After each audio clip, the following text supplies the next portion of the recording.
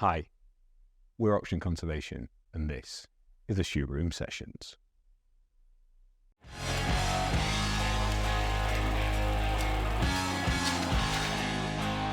Welcome to the Shoe Room Sessions. Our guest today is our amazing finance director, Elly. Hello. To start off, can you tell us who you are, what you do, and how you ended up at Oxygen Conservation? I'm Elly Adams. I'm the finance director at Oxygen Conservation. My journey to being there comes from a relocation to Devon, joining Oxygen House, which is really a unique company, completely involved in scaling solutions to climate change and becoming involved in its most recent investment into conservation. I've worked with you, Rich, for probably a year now on a virtually full-time basis, and it's an amazing new venture, and it's great to be part of it. That's very kind. So I think it's fair to say I was pretty insistent on pushing you to do today's podcast. And literally before the camera started, asking you if you'd rather jump off a bridge or do the podcast. And you kind of went in the middle with that. Yeah. So thank you for doing this. The reason I wanted to do that is, for everyone out there, Elly's one of the most inspirational people I've ever worked with from a leadership perspective. And when we have conversations like this, I just come away feeling cleverer as a result of learning things from you. And that's what I wanted to showcase today. So we need more inspirational people and leaders in the environment sector. And I'm so privileged that you've agreed to come and work with us and do this today. So that's some of the bits I want to explore and put on camera. Okay. Okay.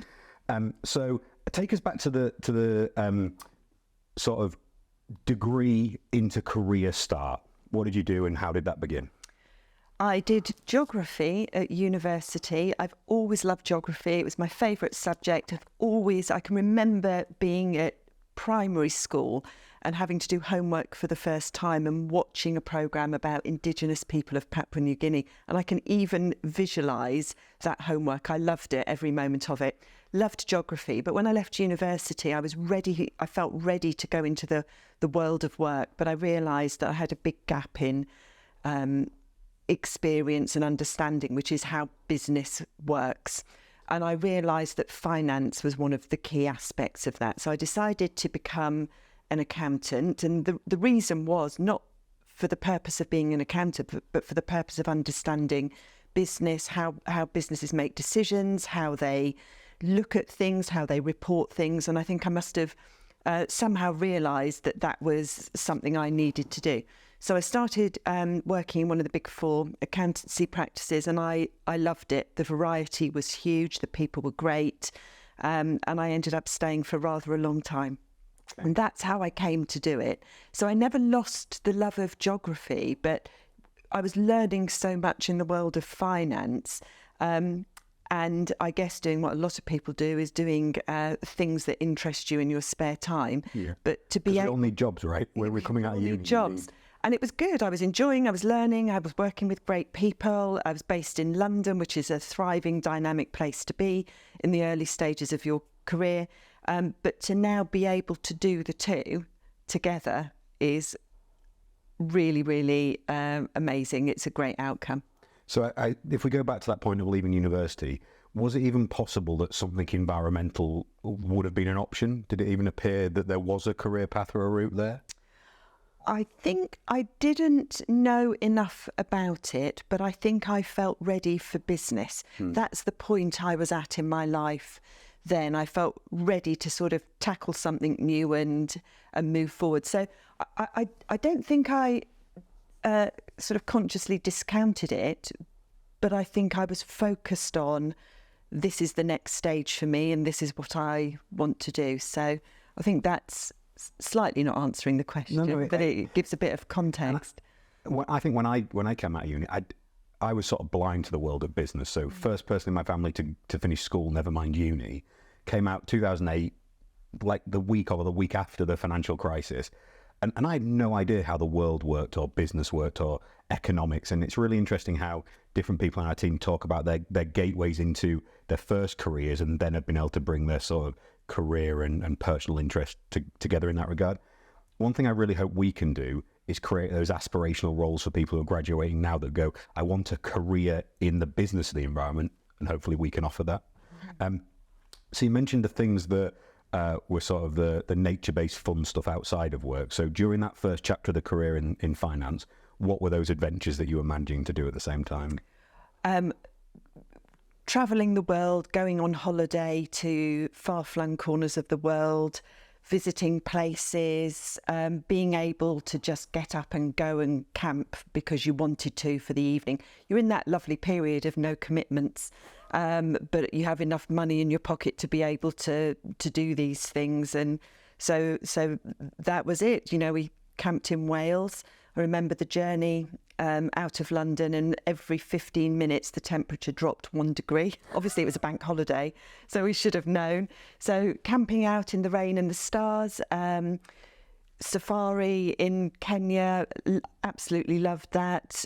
Scuba diving on the Great Barrier Reef, that was part of our honeymoon. First half in a swimming pool in Battersea, second half Great Barrier Reef of the Padigles. Nice. In Australia. So yeah, just did really amazing things, and just got out and about at weekends.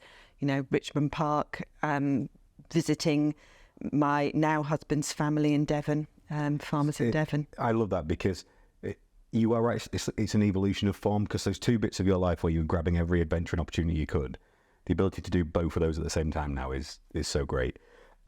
So let's talk about when you moved down to Devon. So when was that? What was the catalyst for the change, and how has your life changed as a result of that move from to Devon? So we moved about 7 years ago, and the catalyst really was to get more balance in life. So we wanted to be able to be closer to the outdoors, closer to family, but still have enough good work and live in a place where we would be able to thrive as a family. So with 2 young boys, we were really, really keen on being closer, particularly to areas where they could cycle safely, swim, explore, and that's been great. So we knew Devon very well because of family connections, and ended up in Exeter, and then more latterly Exmouth, which has proven to be a really good move. So the difference it's made has been that ability to finish work at 5 o'clock and be on the beach at 6 o'clock, enjoying sunny days when they happen. Walking the dog on the southwest coast path from your front door is a pretty special thing to be able to do. Yeah, if people out there are thinking of relocating to the southwest or anywhere more rural, do it. You'll never regret it. So 6 years at OH prior to coming across to us. So I want you to rewind a little bit to when you first heard that OH were thinking about the oxygen conservation style move. What was your first thoughts when Matt or David or Mark, whoever, discussed we're going to think about the conservation side? Can you remember? I think my first thoughts were around recognising, it's really great that the importance, particularly on nature, biodiversity, is recognised, and that I think is the first thing. So I wasn't surprised, because that's part of the DNA of Oxygen House, and the founders and the directors and the people that work there care about it. What was really interesting was, how do you make a business from this? And that's the bit that I didn't know, and I was keen to learn. So from the very start, just understanding how everything was going to come together into a business was really interesting. And it's been a heck of a journey of discovery over the last sort of year and a half. Are there things what have you learned about the environment or the conservation sector that surprised you since you've been more involved with OC? I think that the thing which has surprised me is the real understanding of the critical importance it plays today, where we all are in the world at this point of time. So there's knowing it's important, and then there's really realising quite how bad things are and the critical nature of it. And that's, I think, the thing. I think we can all listen to the news, the data is there, the science says that global warming is a problem and biodiversity is a problem, but they're very macro global problems. So to actually sort of to travel from that big global problem to this is what it means on the ground, and right down to the small parts about thinking about a particular hedgerow on a particular site is really, really good. I love that part. I sometimes realise it the most when we see Josh's photography. So we'll go from every page of our presentations has a photo of the environment, and then we talk about the business of what we do because we want to showcase the environment. So breaking the fourth wall there, explaining the context. And I think we'll go amazing landscape, picture of a butterfly or a bird or the detail of it, and going from that macro scale, as you say, to the absolute micro is just magical, seeing that whole journey. The other bit about the awareness of the environment, I think, that I hadn't anticipated would weigh as heavy as it does when we started to put together an amazing team. Everyone in our team understands what it means. So do you remember we were talking to potential external investors in London when there were all those wildfires?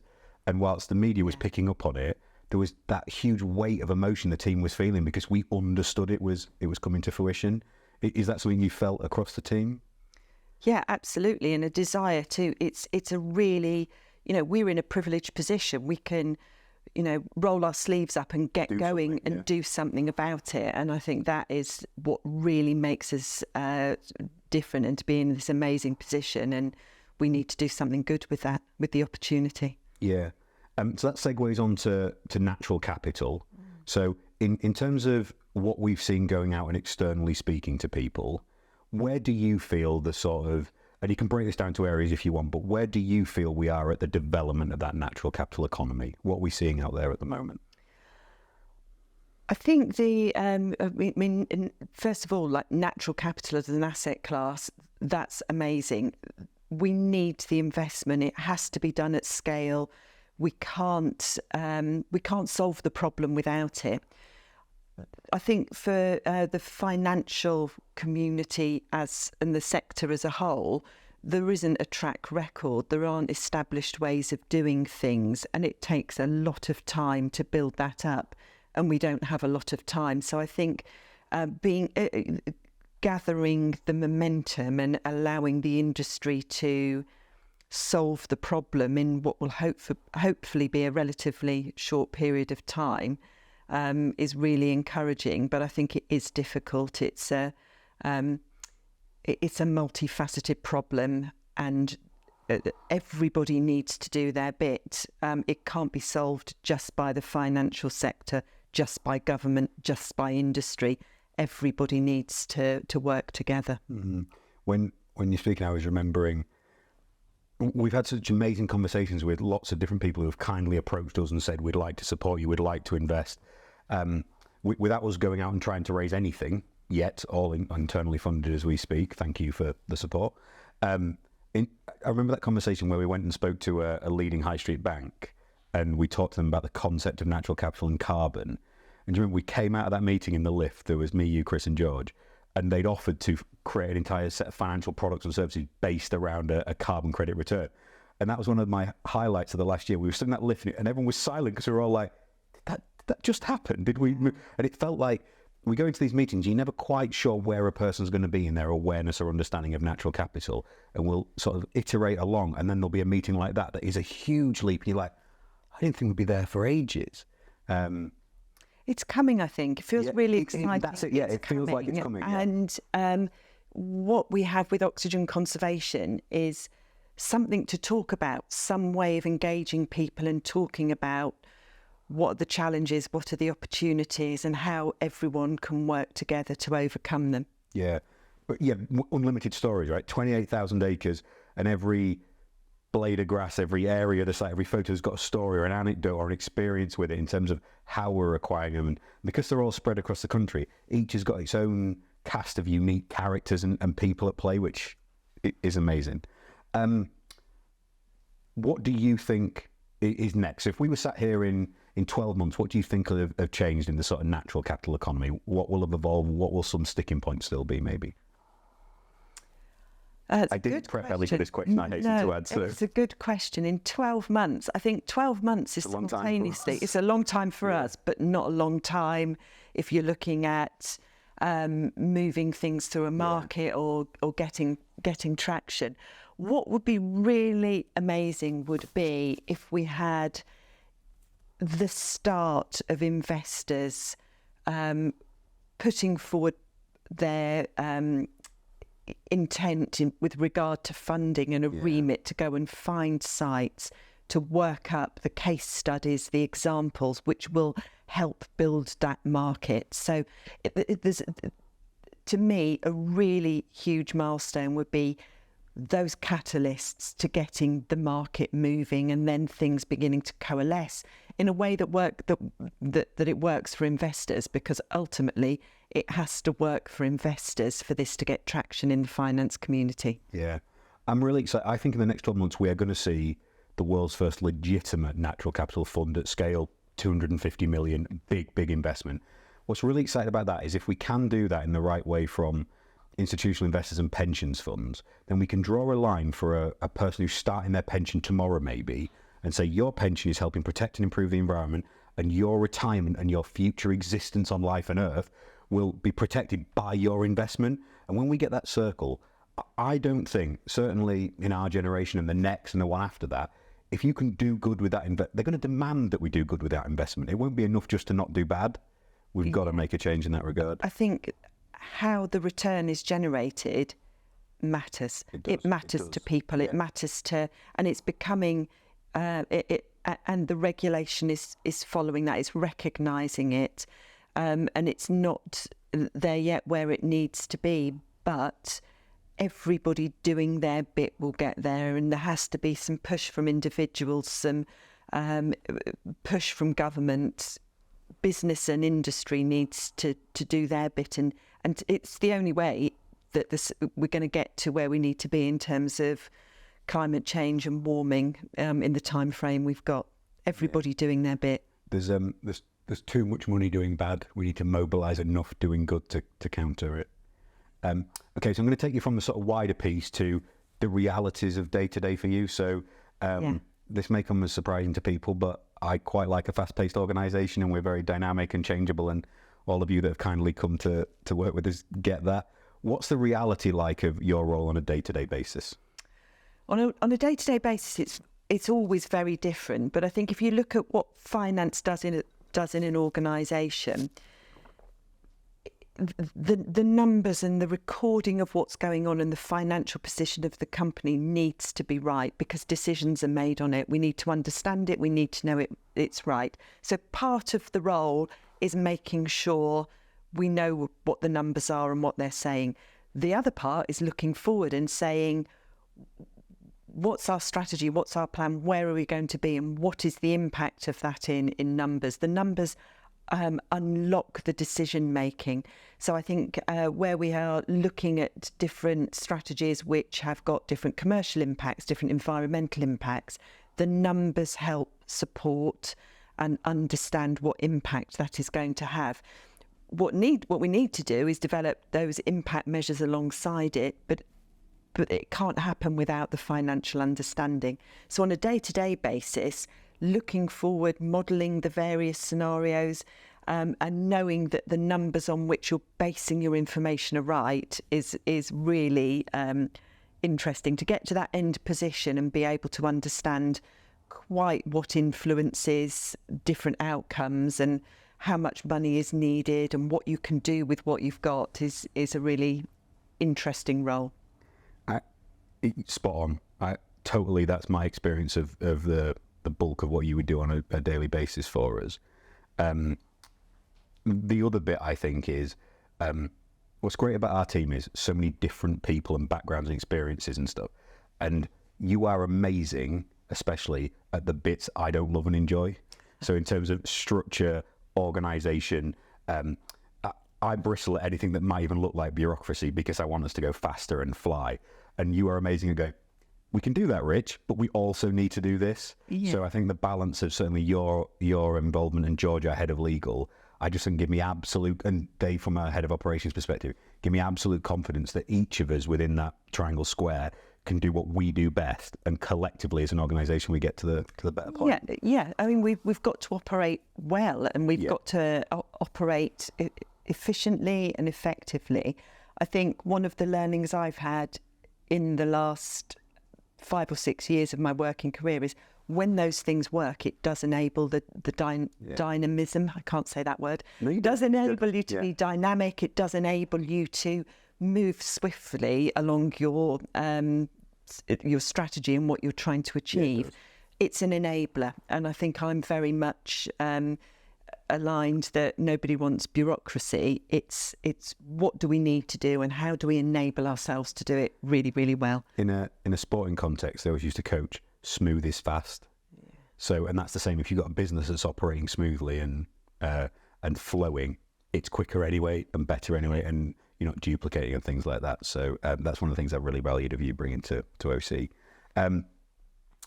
2 questions for me to go. Second to last one, someone coming out of university now and thinking about a career in the environment sector or the financial sector, what advice would you give someone graduating today?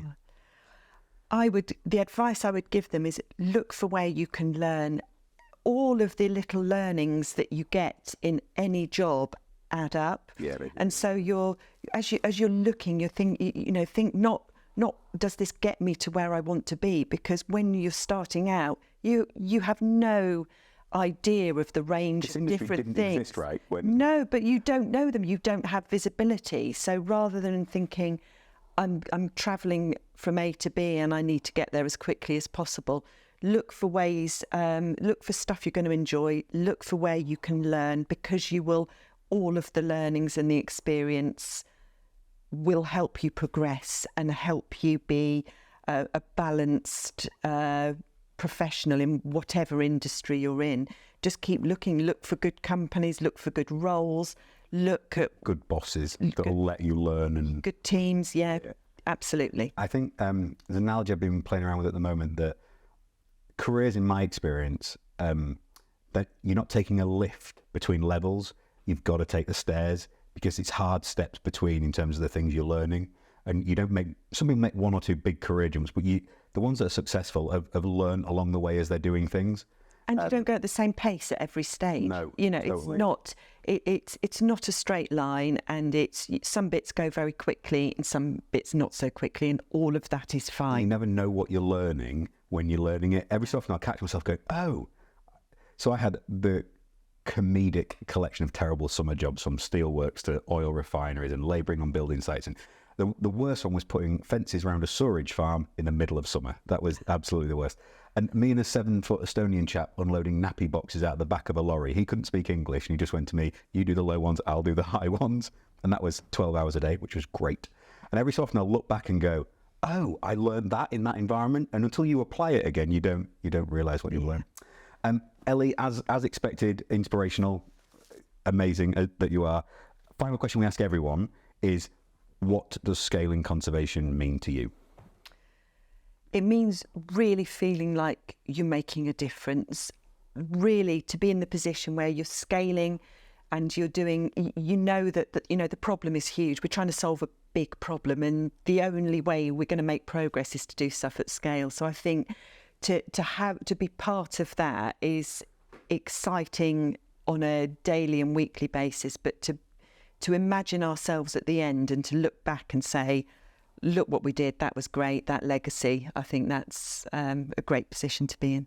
What a perfect way to finish. Thank you so much. That's the end of our shoot room session. Have a great day. Thank you.